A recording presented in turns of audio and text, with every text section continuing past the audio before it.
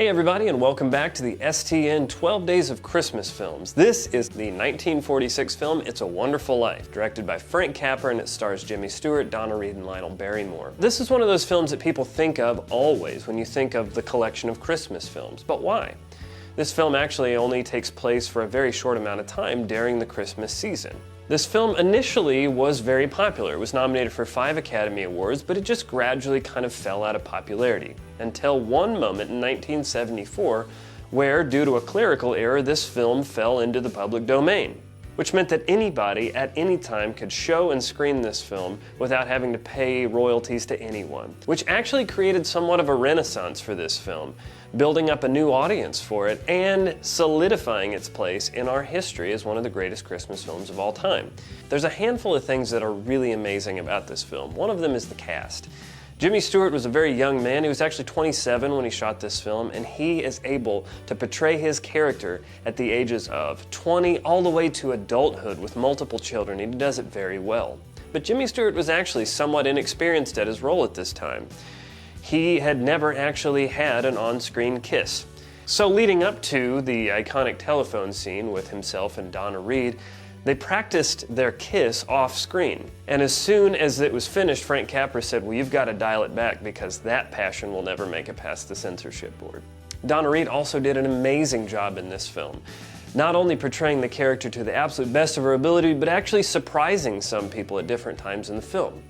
One of the moments is where Jimmy Stewart and Donna Reed's characters are throwing rocks at an old house that actually becomes their house later in the film.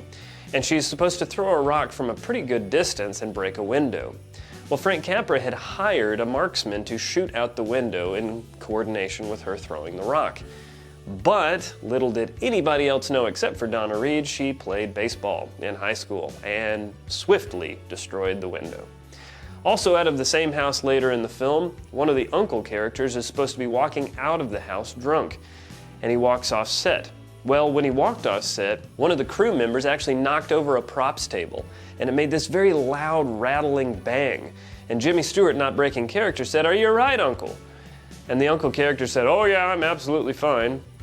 And later, Frank Capra went to that crew member and paid him an extra $10 for improving the soundtrack. It's a Wonderful Life is always the film that you think of when you think of George Bailey standing at the end of the film deciding whether or not he wants to throw himself from the bridge, which is an important part of the film. But I would also say that the discussion that we need to have today is what actually makes his life wonderful. There's so much of this film that is bittersweet. There's comedy moments, there's drama moments.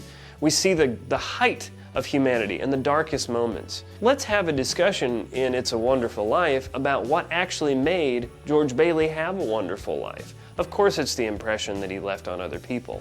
But let's focus on those moments that are actually wonderful. Let's talk about the moment when he comes home to his house and his wife has decorated it for their honeymoon. Or let's talk about the moment where Jimmy Stewart and Donna Reed have just fallen into a pool through a basketball court and they're walking home in borrowed clothes from a locker room. Or let's talk about the moment when Jimmy Stewart visits his young daughter upstairs in his room and she gives him the flower.